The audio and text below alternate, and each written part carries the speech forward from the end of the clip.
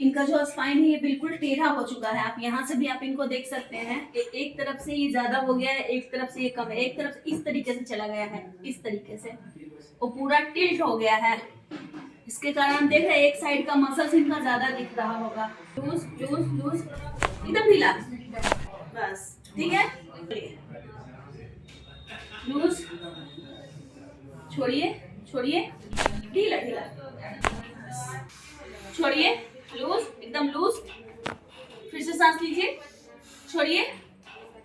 यहाँ पे देखिए, फोकस कीजिएगा तो ये पूरा टेढ़ा दिखेगा आपको। सांस लीजिए सर, छोड़ दीजिए, लूज, ठीक है।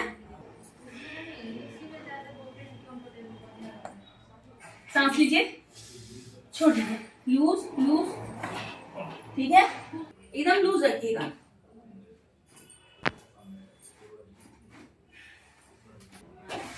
ओके,